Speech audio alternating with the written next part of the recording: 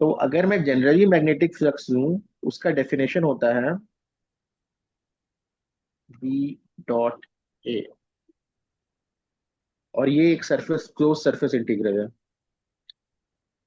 अब तुम कहोगे अरे बाप रे, ये जो सरफेस इंटीग्रल और बी डॉट ए क्या है? तो बेसिकली तुम magnetic flux is always defined by an area. तुम किसी पर्टिकुलर एरिया का मैग्नेटिक फ्लक्स निकालते हो, तुमने एरिया चेंज कर दिया, मैग्नेटिक फ्लक्स चेंज हो गई। सो सपोज करो magnetic flux is very much dependent on an area. कौन सा वो एरिया क्या है, उसकी प्रॉपर्टीज क्या है। फॉर एग्जाम्पल लेट्स से ये एक सर्कल है, जिस जो एक हमारा एरिया है। The second most important thing is that area has to be the closed area. Close मतलब जैसे ये सर्कल एक क्लोज्ड एरिया है, hmm. This is not a closed area, ये एक ओपन एरिया है। हम्म। ओके, क्लोज्ड इसलिए इंपॉर्टेंट है क्योंकि हम उस एरिया के अंदर कितनी मैग्नेटिक फील्ड है वो कैलकुलेट करना चाहते हैं। हाँ हाँ। अगर ये ओपन होगा, देन यू डोंट नो कि ये वाला पार्ट जो है वो एरिया के अंदर है ना बाहर है, वो एरिया ऐसे जा रही है या ऐसे जा रही है। एग्जैक्टली हाँ। समझ गए? हाँ तो closed closed is very important because then तुम डिफाइन से कह सकते हो कि उस एरिया के अंदर कितनी मैग्नेटिक फील्ड है, हाँ। मतलब जा रही। अब अगेन मैं कहूँ कितनी मैग्नेटिक फील्ड है, इसका क्या मतलब? ठीक है, उसको तुम कैसे डिफाइन करोगे कितनी मैग्नेटिक फील्ड है? तो उसका डेफिनेशन है B dot D A,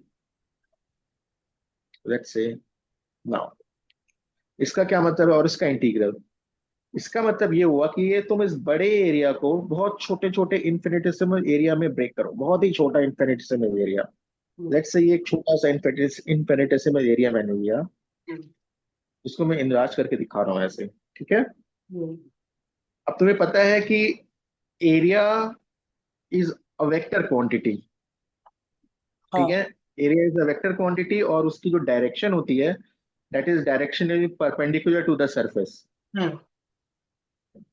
okay, अब लेट्स से इस केस में इस perpendicular coming out of the surface. Hmm. ठीक है, अब ये बहुत ही छोटा इन्फिनिटेसिमल एरिया है और इससे कुछ मैग्नेटिक फील्ड्स भी क्रॉस कर रही हैं।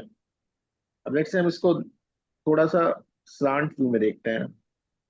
ये एरिया मानो जैसे ये एरिया है, इसका परपेंडिकुलर टू द सरफेस ये है, और मैग्नेटिक फील्ड लेट्स से इस डायरेक्शन में जा रही है सरफेस एरिया। अब ये जो बी है that is an angle with respect to angle of the area. ठीक है, अगर ये बी एरिया के ए और ए सेम है, इसका मतलब है कि magnetic field totally perpendicular to the surface है। समझ रहे हो? अगर एक छोटा सा इन्फिनिटेसिमल एरिया है और उसकी मैग्नेटिक फील्ड उस पर्टिकुलर एरिया से बिल्कुल परपेंडिकुलर है, तो क्या होगा कि उस एरिया का जो एरिया वेक्टर है और मैग्नेटिक फील्ड का जो वेक्टर है, दोनों सेम डायरेक्शन में होंगे। हम्म। क्योंकि area vector is anyway defined as a vector perpendicular to the area. और हम्म। अगर बी भी परपेंडिकुलर टू द एरिया है, यानी दोनों ही वेक्टर्स जो हैं पैरेलल है। हाँ। Make sense? हम्म। ओके, और बी डॉट डी ए क्या हो जाएगा? B dot D A again B, which is basically B दिए। D A cos theta, hmm. where cos theta is the angle between B and DA। मतलब DA का इसलिए कहा है क्योंकि ये जो वेक्टर है, एरिया है, ये बहुत ही छोटा इन्फिनिटेसिमल एरिया है, इसलिए इसको हम कहते हैं DA।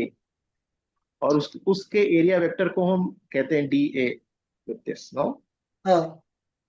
अब अगर magnetic field let's say for some reason always perpendicular to the surface है, ऑलवेज, तो क्या हो जाएगा? This integral will reduce to B d ए।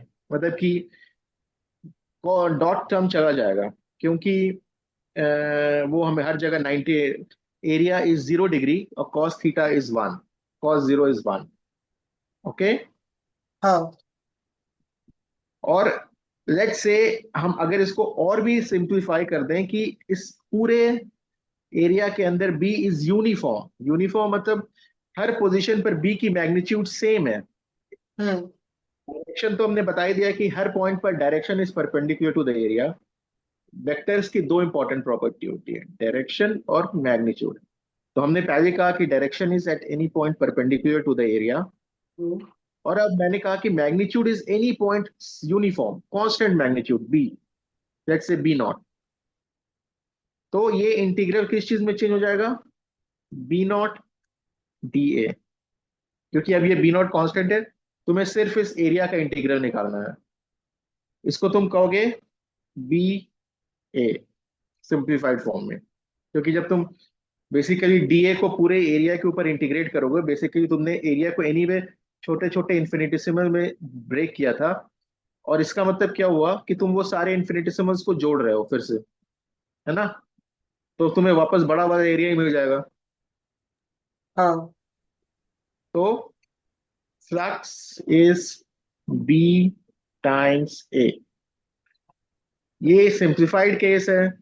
एक जनरल इक्वेशन जो हमेशा याद रखना है, flux is B dot D A. Again ये वेक्टर फॉर्म है। Integral is on a surface area. Surface area की जो प्रॉपर्टी है दैट इज क्लोज्ड सरफेस। ठीक है। हम्म। अब क्योंकि तुम्हें ये दिख रहा है कि दिस फ्लक्स, जैसा कि मैंने कहा, is very much dependent on area A, है ना। हम्म। तुमने एरिया चेंज किया, फ्लक्स चेंज हो गया। हम्म। तो very important, what is magnetic flux, phi. Magnetic flux अगर बहुत सिंपल टर्म्स में तुमसे कहूं क्या है, एक गिवन एरिया की, तुम कहोगे हम एक क्लोज्ड एरिया लेते हैं और कैलकुलेट करते हैं कि उस क्लोज्ड एरिया से में के अंदर कितनी मैग्नेटिक लाइंस हैं जो उस एरिया को कट कर रही हैं। हम्म। अब अगेन कट कर रही हैं इज एन एब्स्ट्रैक्ट टर्म। इसका क्या मतलब है, तो हम कहते हैं कि हर पॉइंट पर जो लाइन उस एरिया को कट कर रही है, उस पॉइंट पर हम एरिया वेक्टर निकालते हैं हम्म। और बी डॉट डी ए करते हैं। मतलब हम देखते हैं कि वो जो बी है वो एरिया वेक्टर से कितना अलाइंड है। हाँ। अगर वो बिल्कुल ही अलाइंड है, यानी एरिया से बिल्कुल परपेंडिकुलर है, तो हम उसको ऐड कर देते हैं। अगर वो परपेंडिकुलर हो तो वो जीरो हो जाएगा। फॉर एग्जाम्पल, लेट्स से कोई पर्टिकुलर एरिया है, कोई पर्टिकुलर एरिया है का पॉइंट है ये, और यहाँ पर magnetic field is tangential to the area. ठीक है। हाँ। तो क्या होगा इस स्मॉल एरिया, इन्फिनिटेसिमल एरिया में, area vector is perpendicular to the area और magnetic field is tangential to the area, मतलब कि सरफेस के अलोंग है। हम्म। तो उनके बीच का एंगल क्या हो जाएगा, 90 डिग्री। हाँ। तो बी डॉट डी ए क्या होगा, जीरो। क्योंकि कॉस 90 जीरो हो जाएगा। उस इन्फिनिटेसिमल एरिया एलिमेंट का जो कंट्रीब्यूशन होगा फ्लक्स में, वो जीरो हो जाएगा। हाँ। तो बेसिकली तुम क्या कर रहे हो कि तुम एक एरिया ले रहे हो, उस एरिया के अंदर सिर्फ और सिर्फ उन मैग्नेटिक फील्ड्स का कंपोनेंट ले रहे हो जो एरिया से परपेंडिकुलर है। हम्म। जो भी कंपोनेंट टेंजेंशियल है दैट बिकम जीरो, अच्छा। इस डेफिनेशन के लिए। ठीक है। हाँ, एक चीज पूछनी थी। हाँ। तो अगर मेरा जो मैग्नेटिक फील्ड है वो भी फ्लक्चुएटिंग हुआ तो कैसे तो। Then then exactly, then you have to do this integral taking into account magnetic field for क्या बोलते हैं, हर पोजीशन के लिए। फॉर एग्जांपल यहाँ पर ये, let's come back to the, क्या हो गया,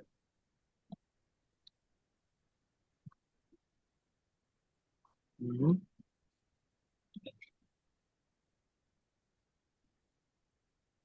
ये ऊपर क्यों नहीं जा रहा है,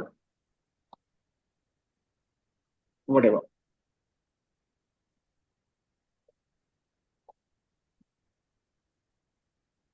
तुम अभी उसको एक्सेस कर रहे हो क्या।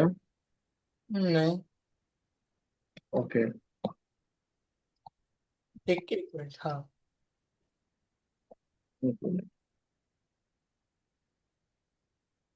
Okay,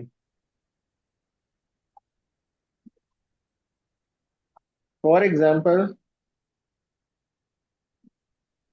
coming back to the same question, अगर यहाँ पर बी आर है जो आर पे डिपेंडेंट है, now R is any radius vector, no कहीं से मतलब कि, देन तुमको हर, तुमने इस एरिया को छोटे छोटे इन्फिनिटेसिमल में डिवाइड किया, हम्म।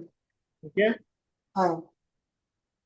और integral is nothing but B dot D A, छोटा जो इन्फिनिटेसिमल एरिया एलिमेंट है डी ए, हम्म। उसके साथ बी का डॉट प्रोडक्ट, और बेसिकली तुम उसको सम कर रहे हो, हाँ। है ना, that is what integral is, कि तुम उसको ऐड करते जा रहे हो। अगर तुमको सिंपल हो कि अच्छा इस पोजीशन को मैं लेता हूँ, यहाँ पर B dot D A calculate करता हूँ, उसको कैलकुलेटर में डाल देता हूँ, इस पोजीशन पे आता हूँ, यहाँ पर B dot D A calculate करता हूँ, उसको कैलकुलेटर में डाल देता हूँ, दैट्स इट। ओके, हाँ। अब अगर तुम्हारा बी वेरिएबल है, it doesn't change the definition. तुमको जब तुम इस एरिया पर आओगे, लेट्स से, और इस एरिया एन इन्फिनिटेसिमल एरिया में जो बी की वैल्यू होगी, तुमको वो लेनी पड़ेगी। ओके। हाँ। समझ रहे हो? It doesn't change anything.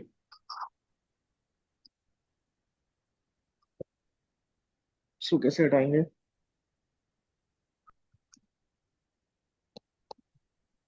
हाँ, वो तो समझ गया मैं। मतलब आपको, ओके, मतलब आप, अगर आपका जो बी है अगर वो फ्लक्चुएटिंग है, तो आपने फिर जो एरिया आप ले रहे हो जो डी है, तो उस हिसाब से आपको हाँ चेंज ऑफ हाँ, आपको काउंट करना पड़ेगा, उसको लेना पड़ेगा। Fundamental definition is integral is B dot D A का सम।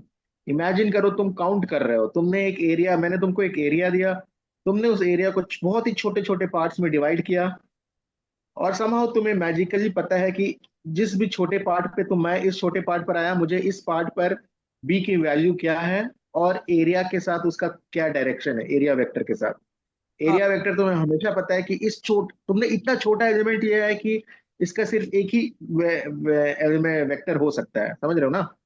हाँ।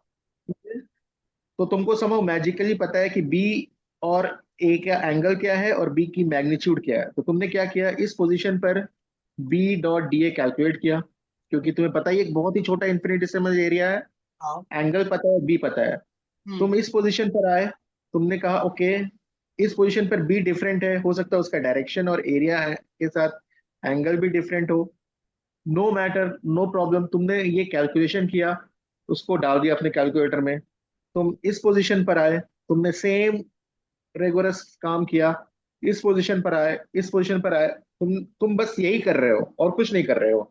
और तुमने फाइनली जब ये कैलकुलेशन तुमने पूरे एरिया पर कर लिया, हाँ। तुमने अपने कैलकुलेटर में देखा कि क्या नंबर बचा हुआ है, let's say that number is 5, तुम कहोगे ओके माय फ्लक्स इज 5, मतलब कि उसकी यूनिट होगी, इसको हम वेबर कहते हैं, बट लेट्स से, अभी मैं यूनिट के बारे में जा रहा हूँ। ठीक हाँ। है, समझ में आ रहा है, ऑपरेशन समझ में आ रहा है तुम्हें? हाँ। Fundamental definition is same, is just कि अगर बी यूनिफॉर्म हो तो कैलकुलेशन आसान हो जा रही है। ओके, हाँ। This is clear. हाँ। अब हम बहुत ही सिंपल चलते हैं, इस पे क्या बोलते हैं, मैग्नेटिक इंडक्शन क्या होती है, Faraday's law of electromagnetic induction. Okay, अब मैं तुम्हें नेक्स्ट क्लास में बताता हूँ, ठीक है, इसको बंद करते हैं।